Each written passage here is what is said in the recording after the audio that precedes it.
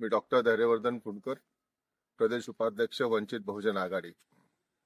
देशाच्या अर्थमंत्री निर्मला सीतारामन यांनी आज भारताचा अर्थसंकल्प सादर केला आणि या अर्थसंकल्पामध्ये विशेषतः कृषी क्षेत्रावर ज्या तरतुदी झालेल्या आहेत ते बघता अतिशय निराशाजनक शेतकऱ्यांच्या दृष्टीने आणि भारताच्या दृष्टीने हा अतिशय संतापजनक आणि निराशाजनक असा अर्थसंकल्प सीतारामन यांनी जाहीर केलेला आहे। मित्रांनो, या वर्षीचं बजेट जर बघितलं आपण तर मागच्या बजेटपेक्षा म्हणजे 23-24 आणि 24-25 च्या बजेट जर आपण बघितले तर मागच्या बजेटमध्ये जवळजवळ कृषी क्षेत्रावर 1,31,000 करोडचं तरतूद केली होती, अर्थसंकल्पीय तरतूद म्हणजे ती आवंटित केली होती। आणि या वर्षी जर आपण बघितलं तर ती 1,27,000 करोडवर आली आहे, म्हणजे जवळजवळ 2.9% तो बजेट कमी झालेला आहे।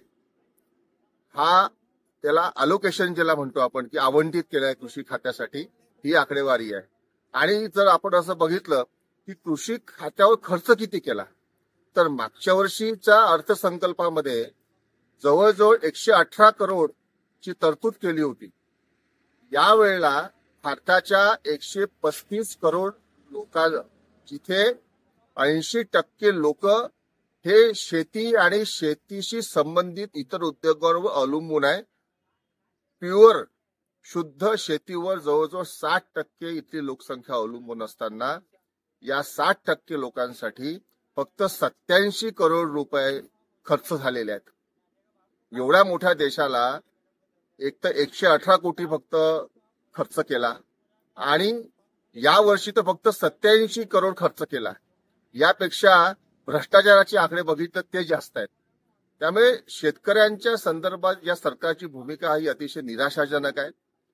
वंचित बहुजन आघाडी असं मानते की देशाचा अर्थसंकल्प हा कृषी प्रधान आणि रोजगार प्रधान असला पाहिजे, परंतु इथे होते काय आहे की या देशाचा अर्थसंकल्प हा वरच्या लेवलच्या जे अतिश्रीमंत लोक आहेत, 20% लोक आहेत, भांडवलदार लोक आहेत, त्यांच्या फायद्यासाठी त्यांच्या अनुकूल असलेल्या धोरणांसाठी राबवला जातो, परंतु शेतकऱ्यांसाठी शेतमजुरांसाठी इथल्या अर्थसंकल्पामध्ये आपण असं बघतो की जागा मिळत नाही।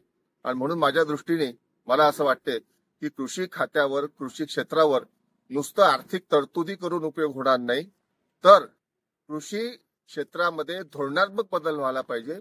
त्या धोरणात्मक बदलांवर अर्थसंकल्पीय तरतुदी असल्या पाहिजे, तरच इथला शेतकरी आणि शेतीवर असलेले इतर उद्योग जगतील। शेती जगली तर हा देश जगेल आणि देशाला महासत्तेचा होण्याचं जे स्वप्न आहे, हा देश महासत्ता व्हायला पाहिजे असं जे वाटते आहे, त्याचा मार्ग हा कृषी क्षेत्रातून जातो। आणि म्हणून मला असं वाटतं की हा जो बजेट आहे अतिशय निराशाजनक आहे। जय हिंद।